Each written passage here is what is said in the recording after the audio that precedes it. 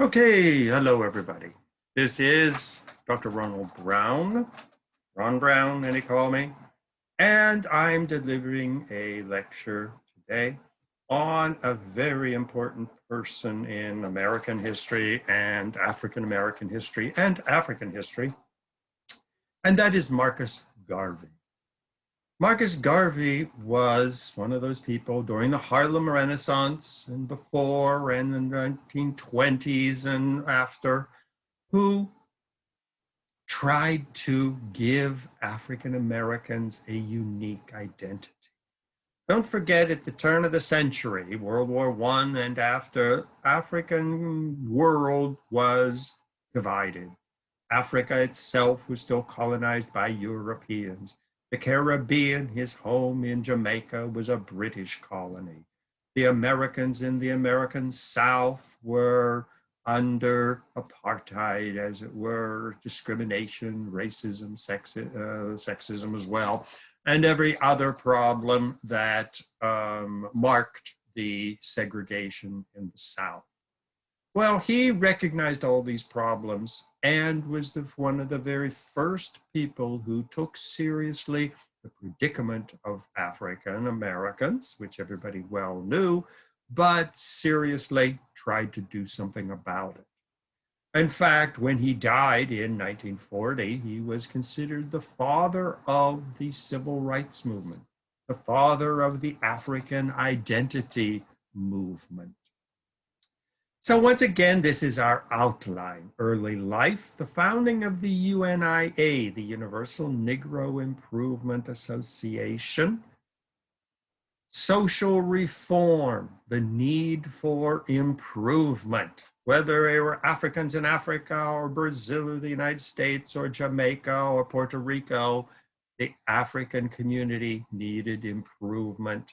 And he said that one of the most important ways of improving the African community is to establish an African government. Next, the question of religion. Serious question during the rise of African identity and African independence and the civil rights movement. Should they remain part of white religions, such as Christianity? Should they identify with Jews? Should they become Muslims? Or should they restore the ancient, what we call pagan religions of Africa? The downfall of the UNIA and of Marcus Garvey, once again, financial scandals, and then remembering Marcus Garvey. How do we remember him? Why do we remember him? What did he contribute to history of the African American people? Well, his early life. Everybody's life is determined by their childhood, whether it is for good or for bad. Well, first, he was born in 1887 in Jamaica. If you look at the map on the right, you see where it says Caribbean Sea. Just above that is Jamaica, south of Cuba, next door to Haiti. Well, this was his homeland. It was a British colony at the time. The British ruled it until 1960 something, I forget, where they finally got out, but by then he was long dead. Independence only came in 1962, as I said, and he was no longer there. So he grew up in a colonial environment, very similar to the Africans in Africa itself, where these African countries were ruled by European powers.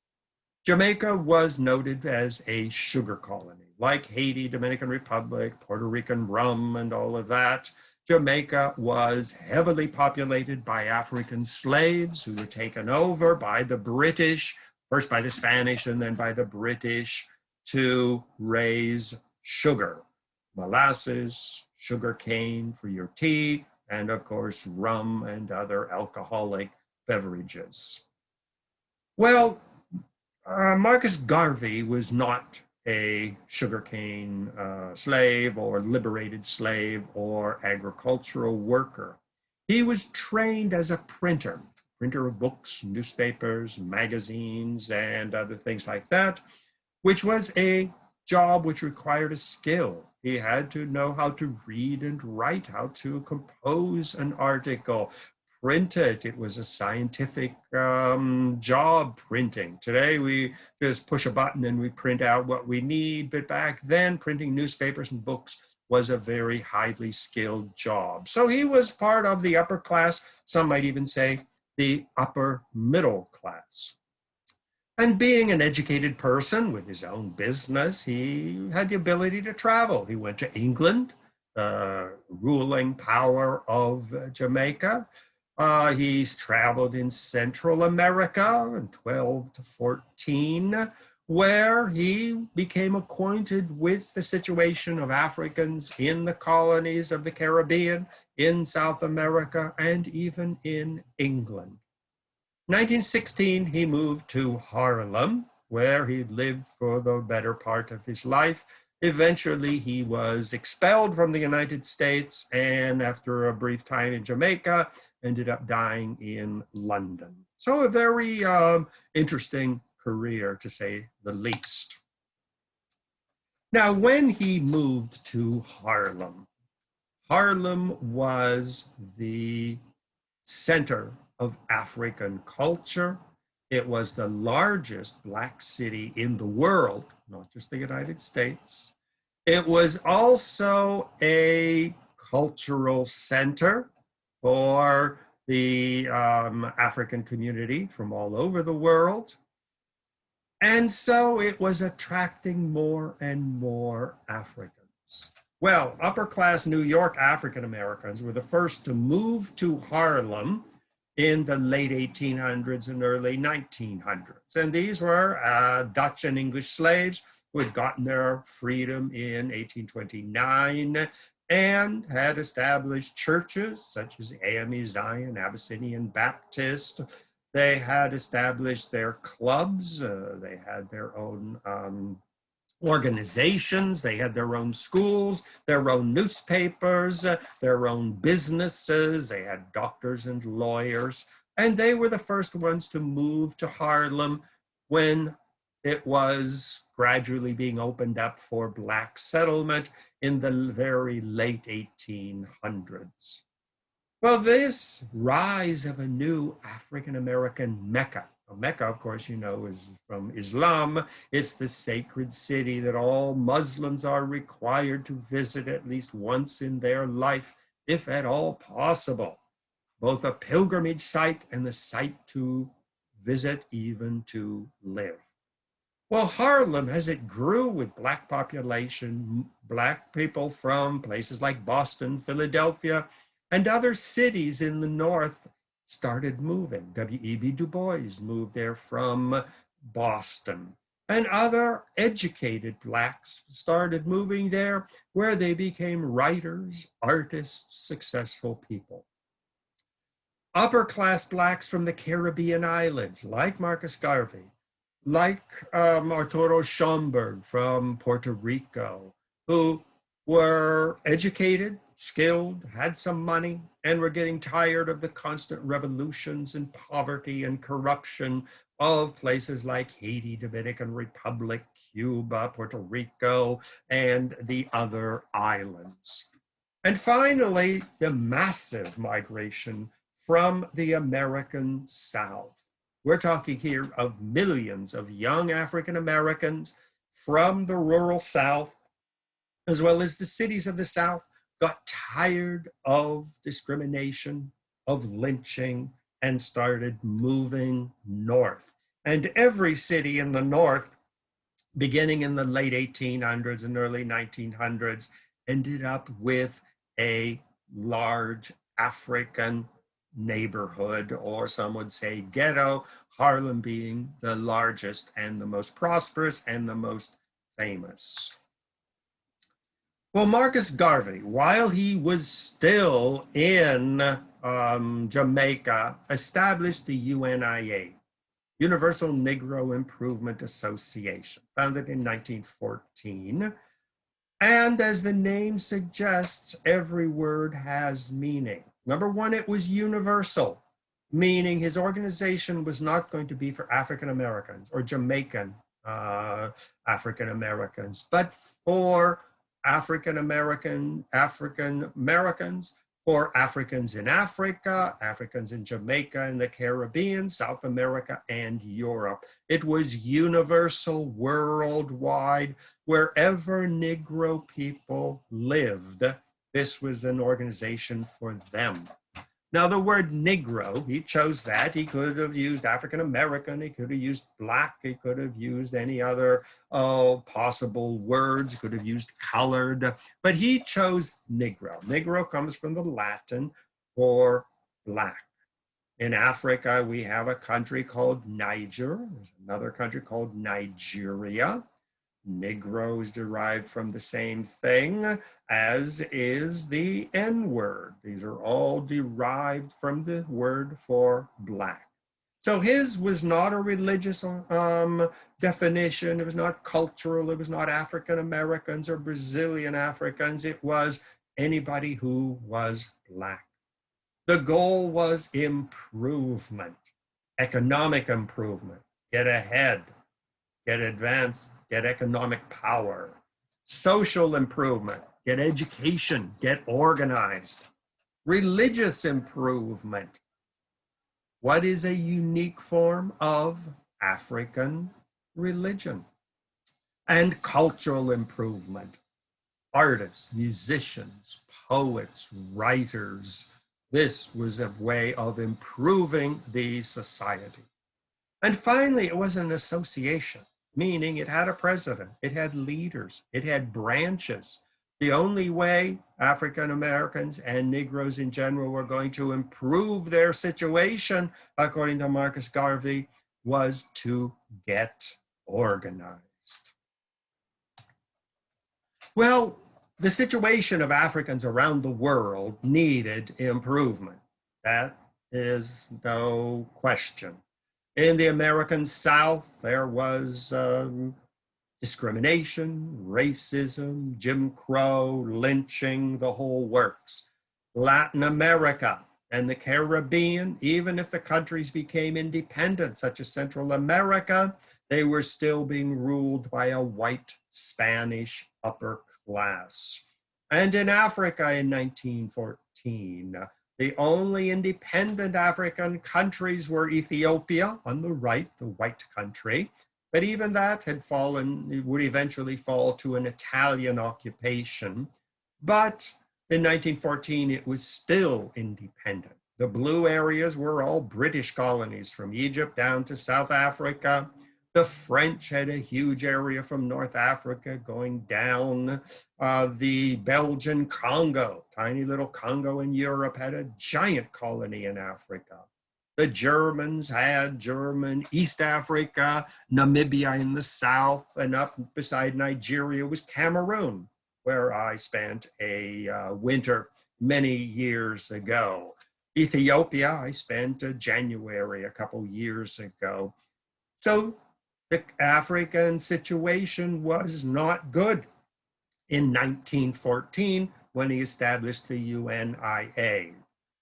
In the United States, we had restrooms white and color. Now here again, it's interesting wording here. It's not black and white, which is what you would expect. It is colored, because colored meant anybody who was not white.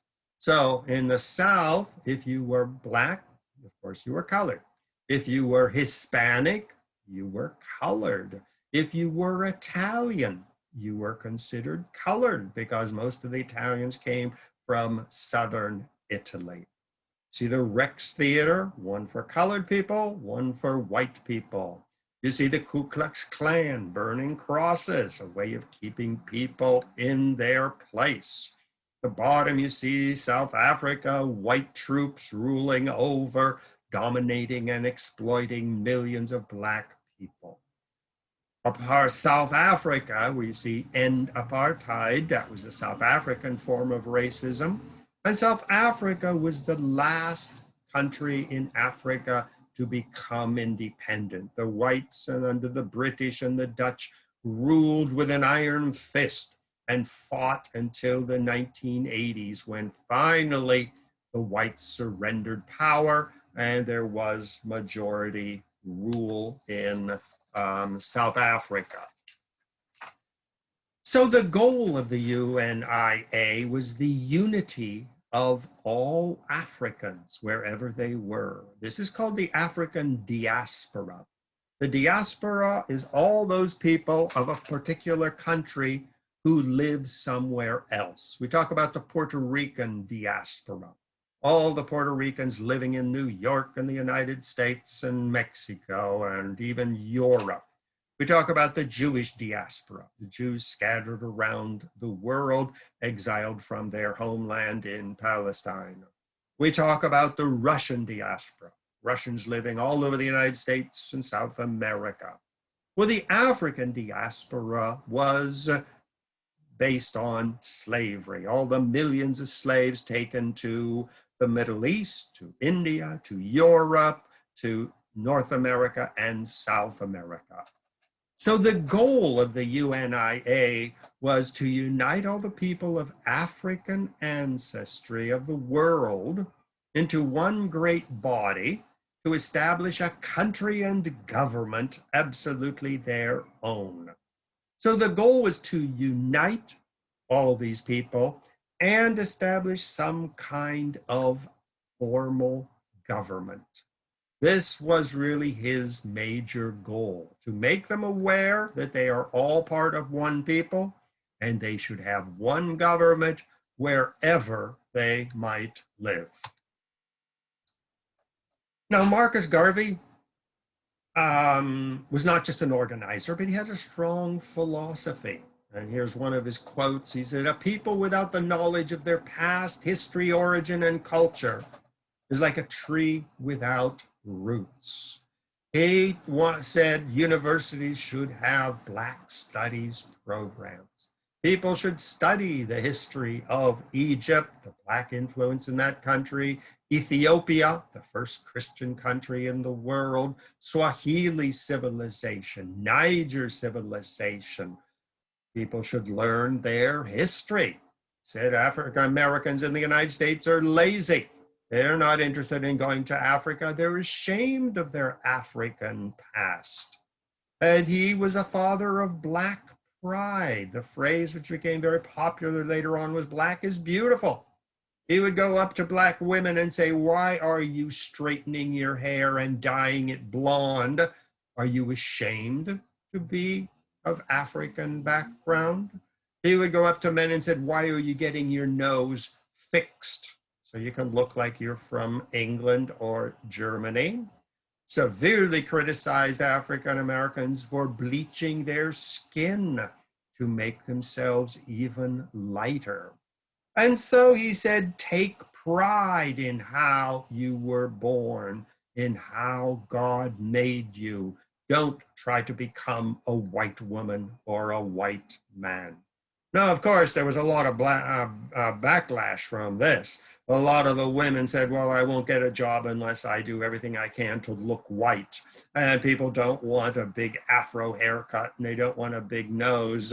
They want people to look white and to have light skin. So he endured a lot of opposition with his idea of Black is beautiful. Don't be ashamed of the way God made you. So his idea that Africans were one people, whether they were in the White House, which he probably could have never imagined that there would be an American president who was half Black and half white, or if you were a slave in the South, or whether you were a gang member up in the Bronx, or whether you were Muslim or Christian or rich or poor. He said, you are all one people. Picture on the right are Ethiopian Orthodox priests, where I spent January a couple years ago.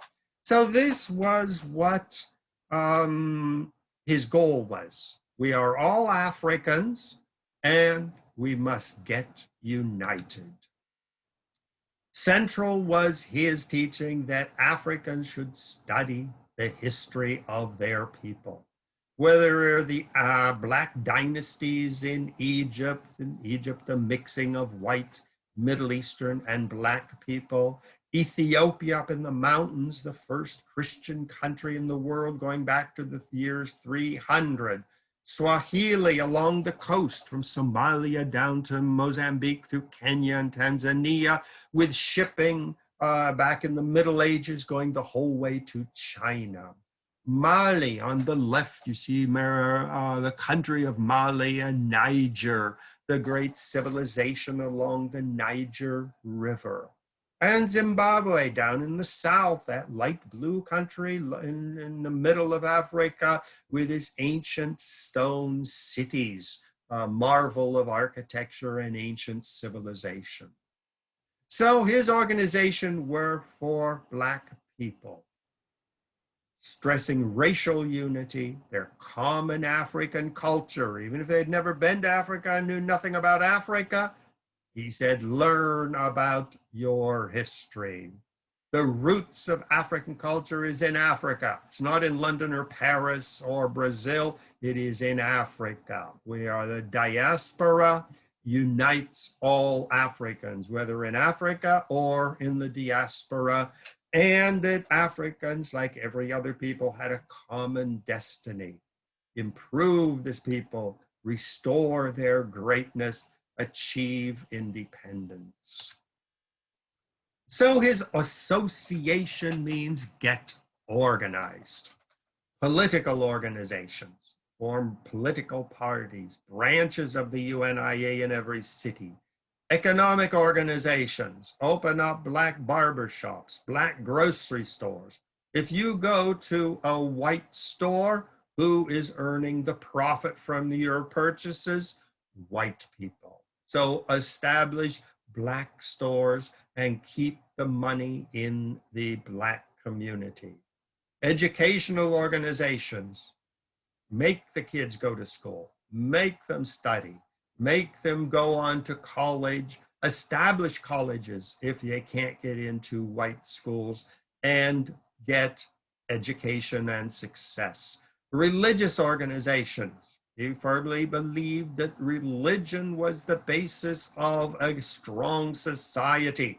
No more single mothers with 10 or 15 babies with no father in sight.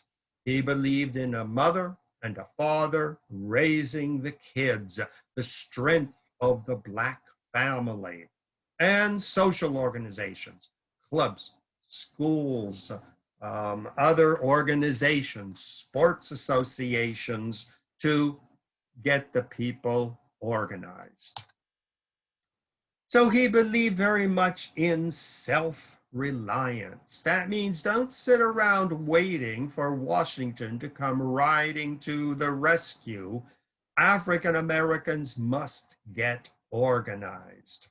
There shall be no solution to this race problem until you yourselves strike the blow for liberty. He was viciously opposed to Social Security, to child payments, to government charity to keep African Americans alive. He said, get a job. If you don't have the money to support children, then get an education, get a job, and when you can take care of your own kids, then have children. On the right, our success educationally, industrially, and politically is based upon the protection of a nation, the Black nation, founded by ourselves. And the nation can be nowhere else but in Africa. Various times he even called for Africans to go back to their homeland. And at the top, the black skin is not a badge of shame. Don't be ashamed of being black, but glorious symbol of national greatness. So this was self-reliance. And when I said earlier that if everybody considered themselves a Garveyite, even after he was long dead, his goals of education, black pride, learn about Africa, set up your own businesses and clubs and institutions, and it was up to you to do it. Don't sit around waiting for some Abraham Lincoln to come riding over the hill to liberate you. Get your own liberation. Get your own education. And you can see when you see pictures of Marcus Garvey, he is always dressed. Sort of reminds you of Martin Luther King, who said, get rid of the hair straightening, skin whitening, pants around your ankles, and tattoos and gold jewelry and big watches, saying, invest in your future. Now, a lot of people oppose Marcus Garvey because he was more critical of the Black community at the turn of the century in the early 1900s. And even today, a lot of people hate him because they say, no, I'll just sit and wait for the government to improve me. He was saying, you have to do it yourself, because if you earn your own living, then you take pride, and you are a pride to your race. So he had a lot of very strong opinions, and even today, a lot of people don't agree with him. Now, social reform, need for improvement, economic, social, cultural. Well, he recognized that the Africans, that the Blacks of 1914 were in a very bad state. In the United States, they were ruled by the white people. They went to white stores. They worked in white-owned factories. They worked on white-owned plantations in the South. They were an economically impoverished and oppressed class. Religious domination. Except for a few Black churches, most of the African Americans joined religious groups which were founded by white people. Methodists, Baptists, Lutherans, Episcopalians, Catholics. These were all European religions. So he had a big question.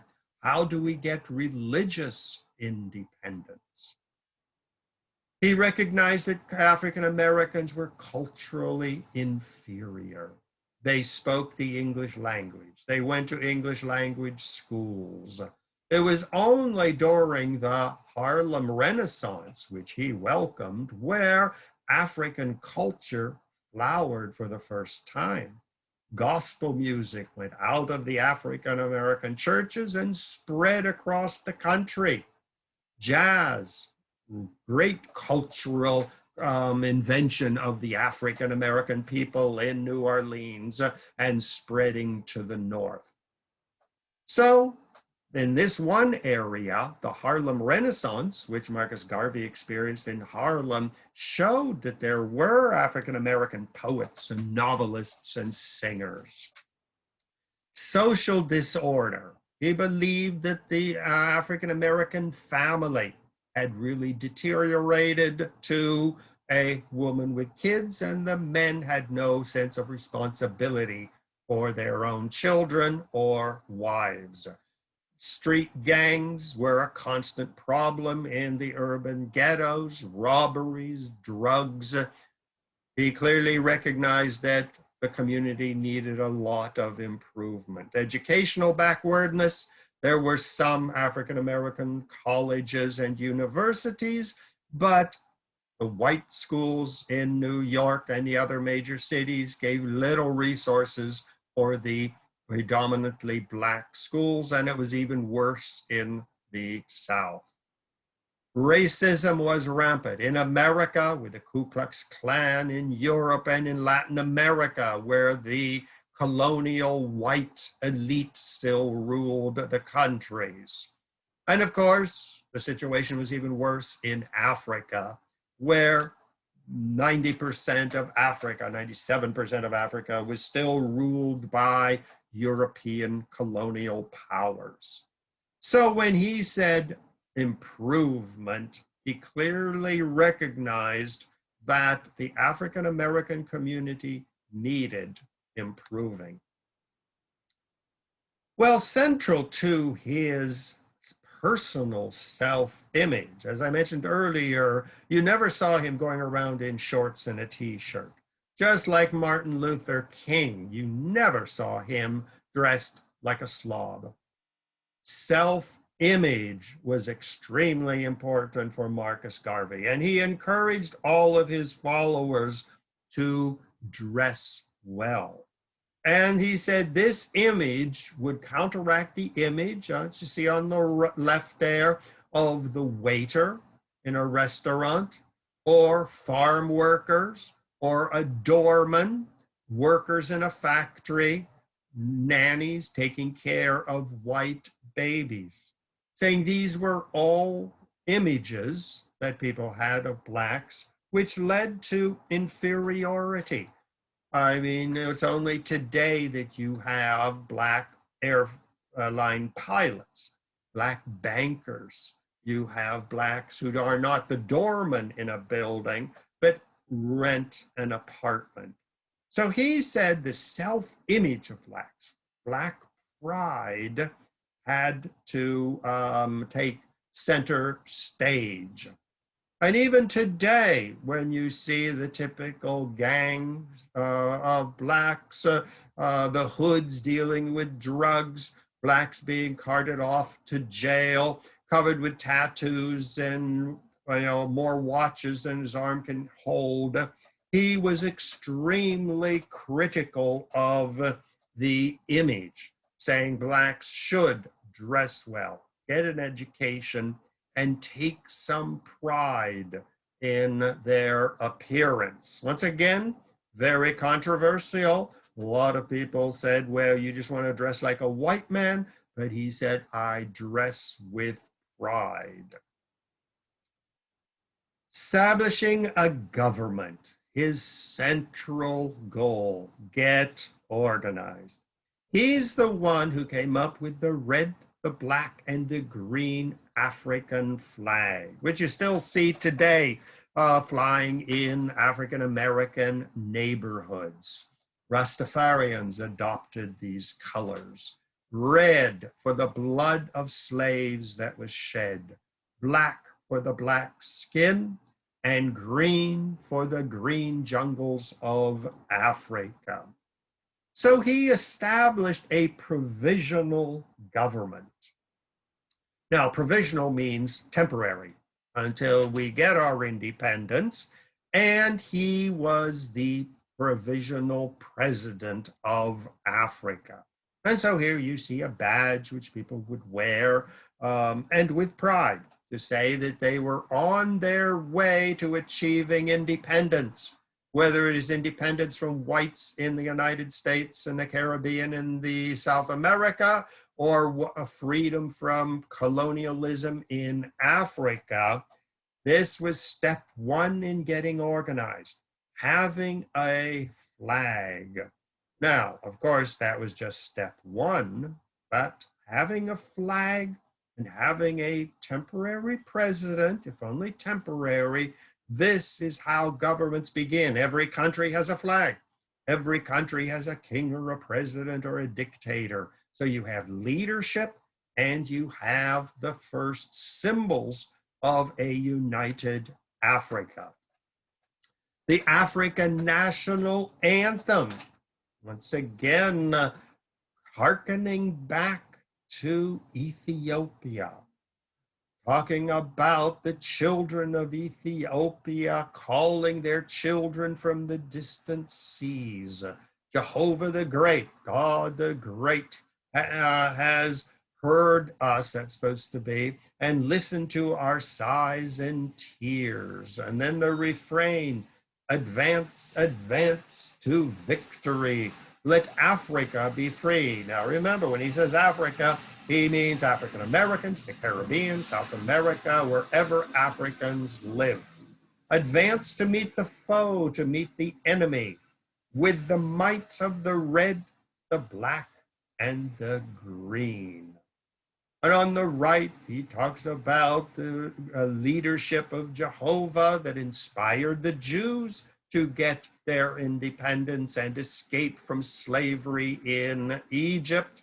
Remember the importance of over Jordan and Moses, Negro spirituals, hearkening back to the Jehovah of the Jewish Bible.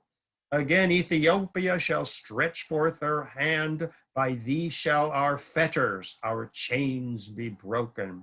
And heaven bless our dear motherland, Africa. So this was the national anthem. Well, the United States has its national anthem, it has its flag, and it has its president, as does every country. He organized an African army. And this was extremely controversial because to have Black Africans in New York walking down 125th Street in uniforms. Now you'll note they're not carrying guns because you can imagine what the New York police or the Chicago police or any other police department would have done.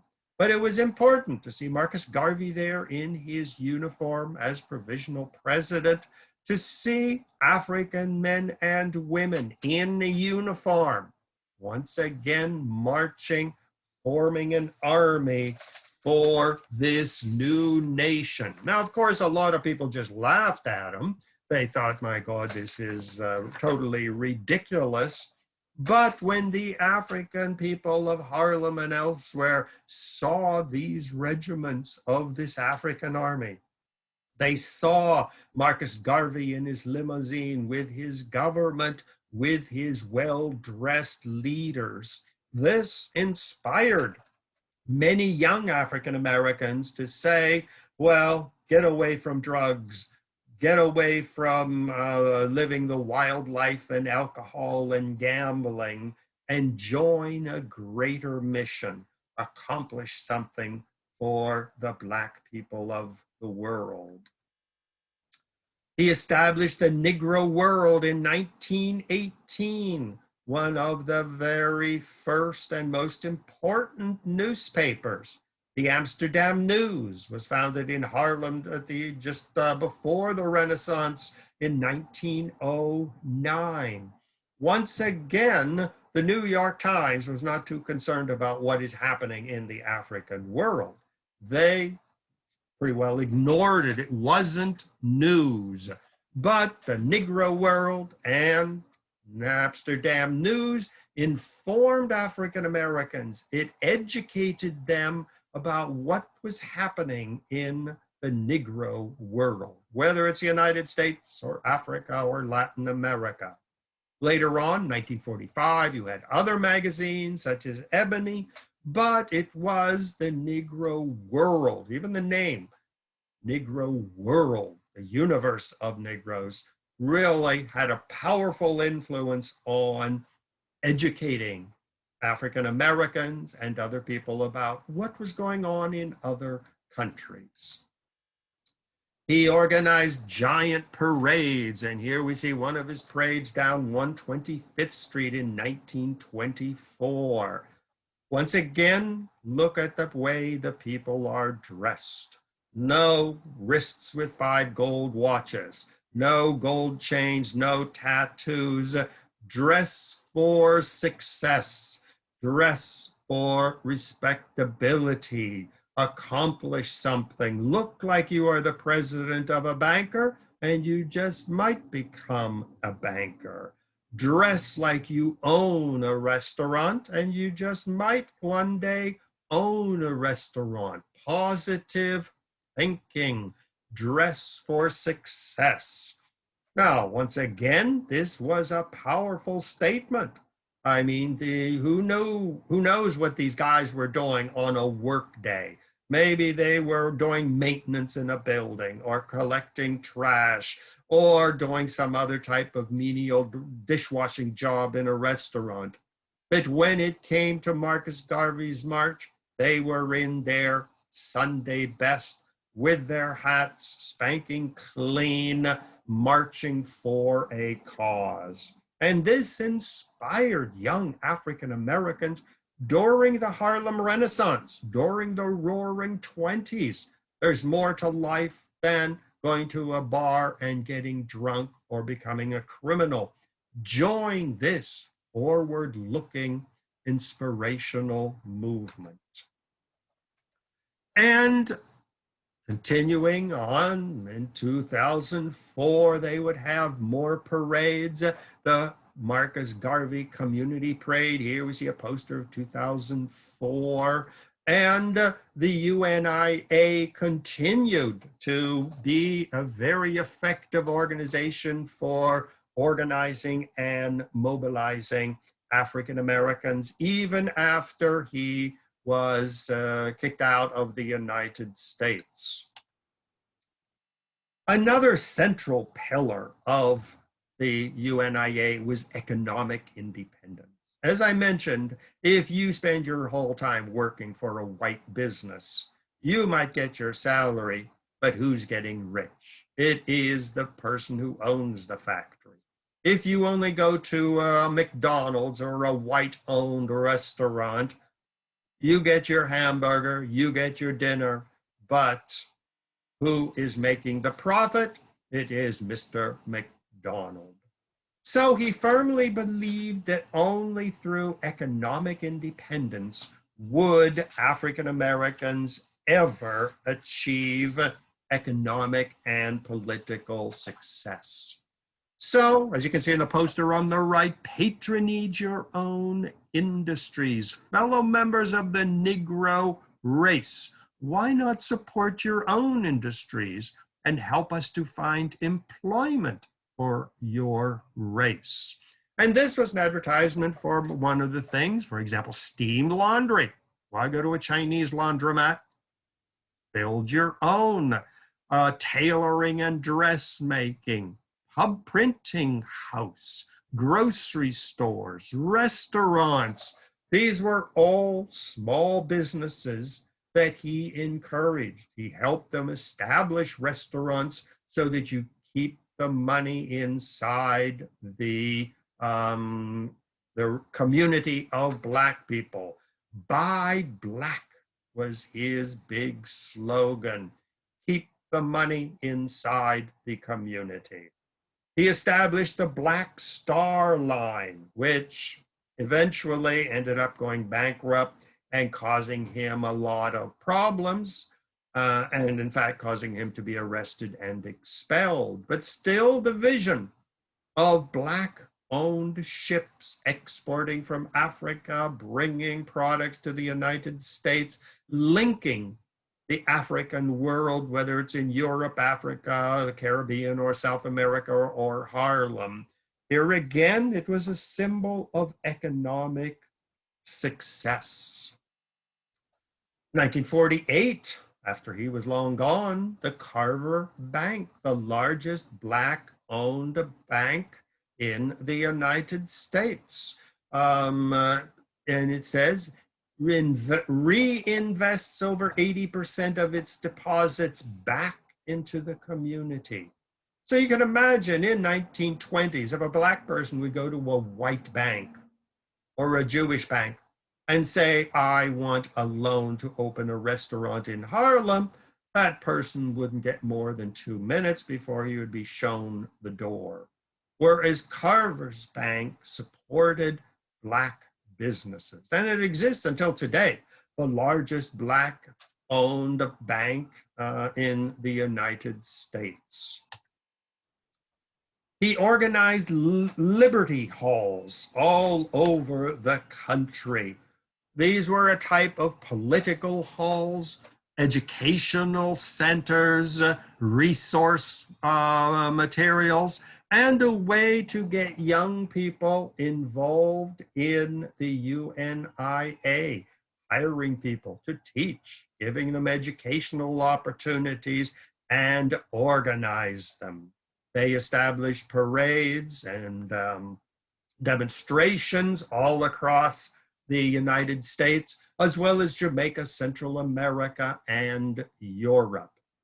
And here we see on the left the Negro World newspaper, Great World Convention of Negroes. Imagine Negroes from Africa, Central America, all coming together in Harlem and other cities to demand their rights and demand liberation. So he was an organizer. Now, a lot of people don't remember him, except perhaps Marcus Garvey Park in Harlem and a couple of streets. But he launched the modern civil rights movement, the tricolored flag organization, economic independence.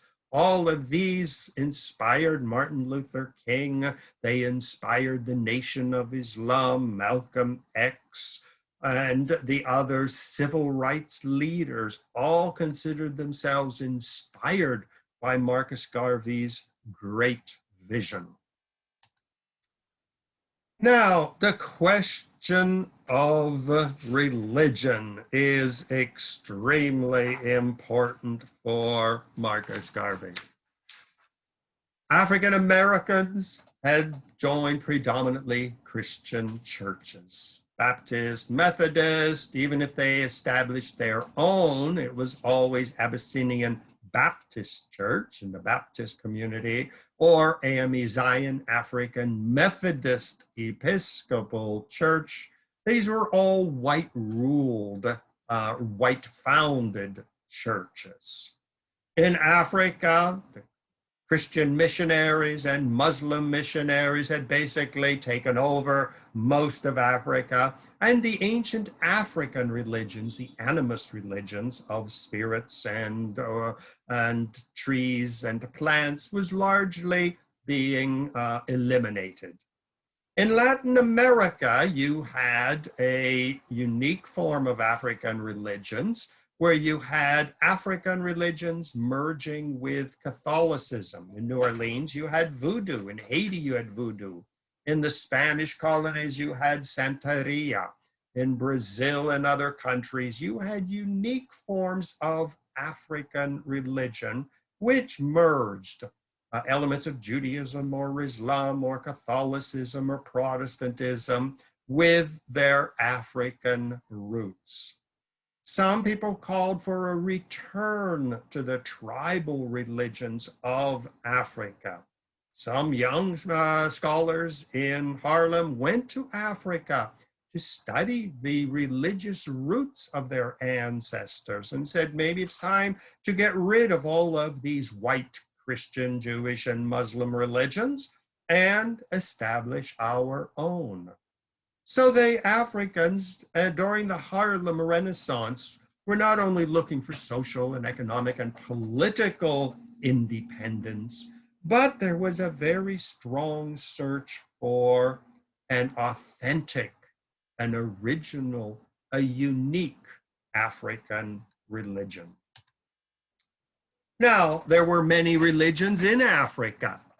Voodoo came from West Africa and merged into Haiti and New Orleans. In Ethiopia, you had the Ethiopian Orthodox Church, where Emperor Haile Selassie was the emperor and claimed to be a descendant of King Solomon in Israel. You had a unique form of Rastafarianism, which grew up in Jamaica, a blending of Ethiopian religion, Christianity, and African religions. In Africa, you had tribal religions, dancing, the cowrie shells, the use of drums. And a lot of people in Marcus Garvey's time started exploring African religions. And here we see the book on the left, The Spirituality of African Peoples. This was a great search which was going on not just by Marcus Garvey, but by many people during the Harlem Renaissance. What is a unique form of African religion? Should we just shut up and be good, nice white Methodists and Baptists and Catholics? Or should we search for a unique form of African religion? Well, one of the interesting people who did a lot of searching was Elijah Muhammad, and his successor was Malcolm X. Once again, finding a religion which suited Africans. Now, Elijah Muhammad and Malcolm X, the Nation of Islam, Black Muslims, they taught that the Prophet Muhammad was from Southern Arabia. And Southern Arabia were dark-skinned Arabs, and that these were colored people. And so that Black people of Africa had more in common with a Black Muslim Muhammad than they did with a white Jewish Jesus. And so many African Americans rejected Christianity as a religion of the white people and went to the Prophet Muhammad as a religion which welcomed people of colors, whether they were Muslims in India and Pakistan and Indonesia, or whether they were Muslims in Africa or the Middle East. These were colored people. So he preached a rediscovery of Islam. Well, we all know the story of Malcolm X going on pilgrimage to Mecca in Saudi Arabia and coming back and establishing the Malcolm Shabazz Mosque in Harlem and leading to a revival of Islam in the African American community. Once again, the search for a unique African form of religion. Other people started searching in Judaism. Don't forget, with gospel music, Jews and slaves had a common link. Just like the Jews were slaves in Egypt under the Pharaoh and found there Moses, so many African Americans said, well, we are slaves in America. Even if we are no longer enslaved, we are still slaves to white people. The Europeans still control Africa, and the Spanish still control South America, even if they became independent. So a certain number of Jews organized a group called the Commandment Keepers. And they said, we are the new Jews. We are looking for our freedom. Moses led the Jews. Moses has come back, and he is leading the Africans to freedom. And so they established synagogues, and there were even numbers of these commandment keepers who migrated to Israel, where they were not very well received because, according to Jews, you have to be born of a Jewish mother or converted by an Orthodox rabbi. Well, these commandment keepers said, we don't need any conversion ceremony. We are spiritual Jews. And so there are still a good number of synagogues, whether they're associated with commandment keepers or other groups, which still exist today. Marcus Garvey was very impressed by the Ethiopian Orthodox Church, which was in Africa, in Ethiopia. And here you see pictures of the Ethiopian priests in church, the Ethiopian Pope, picture at the top, and on the left you see paintings from inside the church and the typical Ethiopian metal cross. That exerted a certain influence. Don't forget, it was the Abyssinian Baptist Church. Abyssinia is another name for Ethiopia, which influenced a lot of African Americans during slave times to say, we have our spiritual roots in ancient Ethiopia. Marcus Garvey himself established the African Orthodox Church, which was Christian, but drawing heavily on the Ethiopian influence. And here in the picture on the right, we see the Holy Cross African Orthodox Church. It's their cathedral. As you can see, it was not very successful because most African Americans they chose to remain loyal to their Baptist and Methodist and other churches. And his church never succeeded, although it still exists to a small extent. I visited the church once for services a number of years ago. It was poorly attended, and now it is pretty well boarded up, and I don't think anything is happening. But still, it showed the search that the African Americans had under Marcus Garvey and during the Harlem Renaissance for a unique form of African spirituality. Now, Marcus Garvey was arrested in 1925 at the height of the Harlem Renaissance because he had been selling stock in his Black Star shipping line. And unfortunately, his accountants were not very good, and a lot of the money was used for personal expenses. And this is bank fraud, and it is mail fraud. So he was arrested, was sent to jail, found guilty from 25 to 27, and then in November of 27, he was expelled from the country. The UNIA continued to function, and his powerful preaching method and teaching method and writings and newspapers remained very much alive even after his expulsion. He died June 10th, 1940, at the age of 52. Now, he is commemorated around the world. His tomb, memorials in England. Jamaica had a $20 coin with his picture on it. In Trinidad, there are monuments and statues commemorating this person who really inspired so much cultural, artistic, literary, political, and religious creativity throughout the Negro world, not just in Harlem. Now, here in New York and around the world, many things are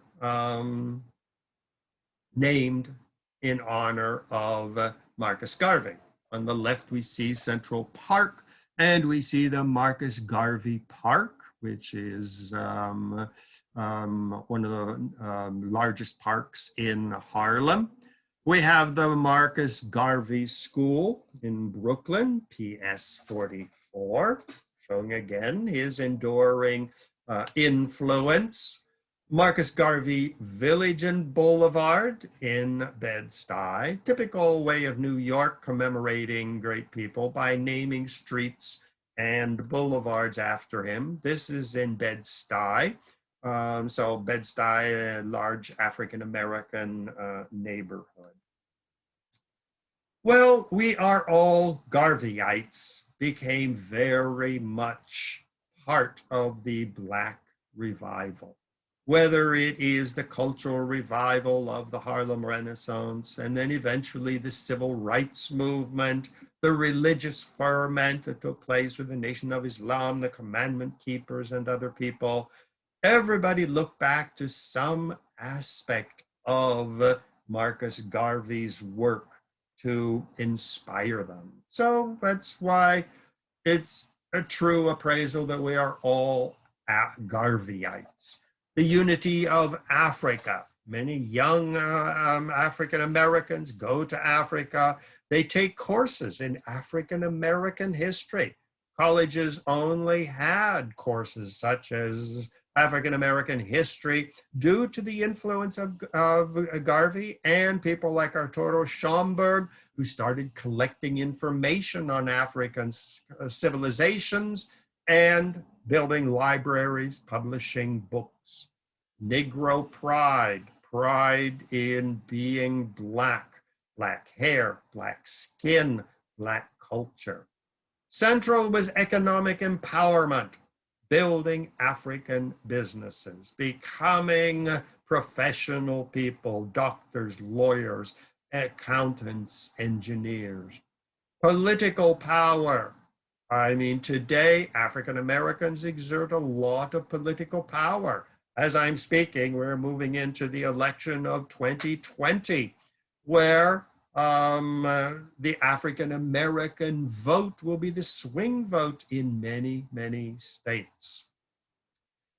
Another part of his legacy is separatism. Here again, he believed that Blacks should have separate identity. African businesses, African schools, African political movements, even independence. Many Garveyites said that all Africans should move to certain areas, such as Harlem or the Deep South, take over and set up Black autonomous governments. Now, this is not very popular, but it was part of his thinking. Religious independence, stop being part of white religious movements and find unique expressions of African religion. Now, I gave this talk once a long time ago, and somebody said, well, was he married? And you'll notice I didn't even mention wife and children. So, of course, I had to do a little bit of research, and I found out that, yes, he did marry. 1922 in New York. He married his Secretary General, and that was his second marriage. He had two sons, Marcus Moshiach Garvey III and Julius Winston, the two little boys there. So I have no idea what happened to these children, but yes, he was married. So that brings us to an end of this exciting talk. If anybody out there has any questions that they would like to ask me or any contributions, this is the best email address, ronbrownmedia@gmail.com. That's me on the left. Once again, you can see me. And once again, a picture on the right of me actually speaking. You see there's a bit of a difference. The picture on the right there is me when I was traveling in Senegal, up in the north near Lake Chad. And so you see three different views of me. When I was young and traveling all over Africa, me and the professor on the left with still some hair, and me, the picture on the screen. So if anybody would like to follow up on this and has anything they'd like to add or criticism, please feel free to send me an email and I will respond. So I hope you enjoyed this lecture, and I hope to see you on many, many lectures in the future. So once again, this is Ronald Brown, Dr. Ronald Brown, signing off, and hope you enjoyed it. Goodbye, everybody.